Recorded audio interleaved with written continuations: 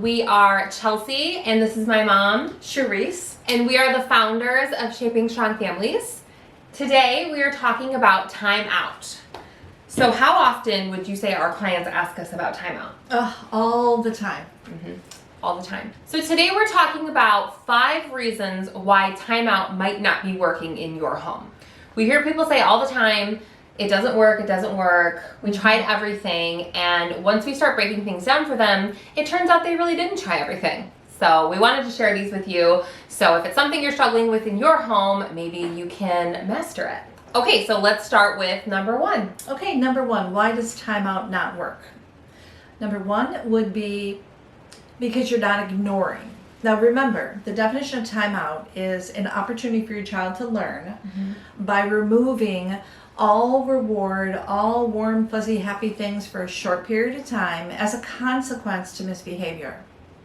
And I know, everybody says to us, well, shouldn't our kids just do the right thing because it's the right thing, right? They should be morally driven and they should just do the right thing. You shouldn't need fancy techniques or things like that. In a perfect world. In a perfect world, right. And we definitely do want our kids to do the right thing because it's the right thing. However, kids develop to a point where they have the morals that we want them to have. In the interim, it could be years of training and educating your kids until they get to that point where they have the moral compass to do the right thing. So the first reason why timeout doesn't work is that you're not really properly ignoring. So it has to be an episode where you're completely ignoring. And that means you want to make sure that you're not looking at the child and nothing's coming out of your mouth. You are literally ignoring them. And that's an uncomfortable thing for a kid, right? But it's hard to resist the opportunity to lecture, to argue, to get drawn into their complaints. Right. So you really want to specifically ignore totally with your words and with your eyes.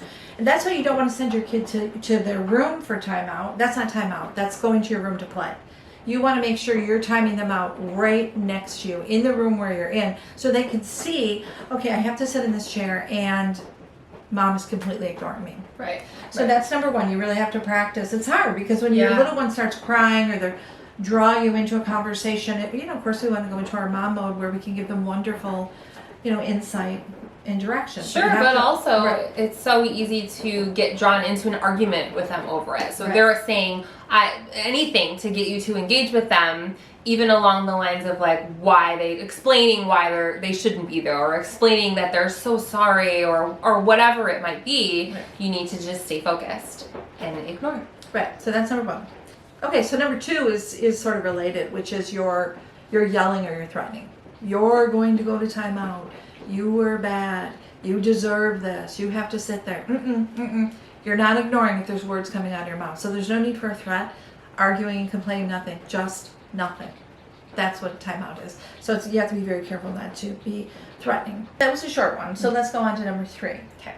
And number 3 is you're not reinforcing or praising the right behavior. So whenever you're using a discipline, it's super, super important that you're doing it along with encouraging your child to do the right thing. And the best way to do that is simply to praise them with your words and your affection when they do the right thing.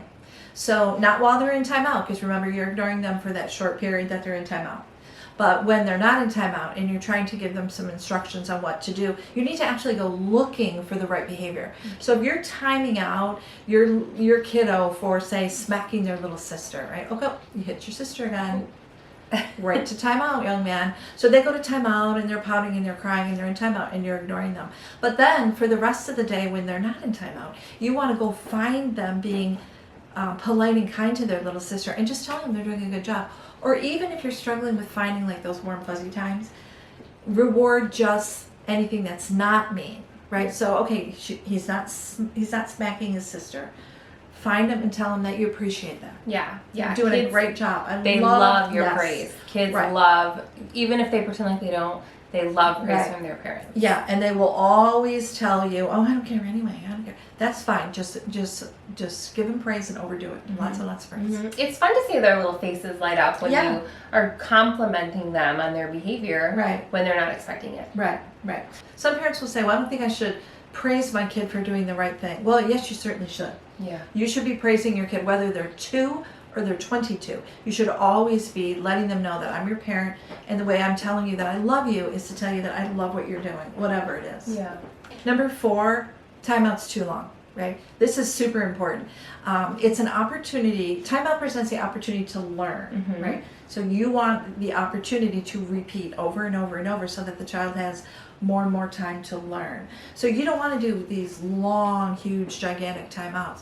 You want short, sweet, end it, and let the kid go.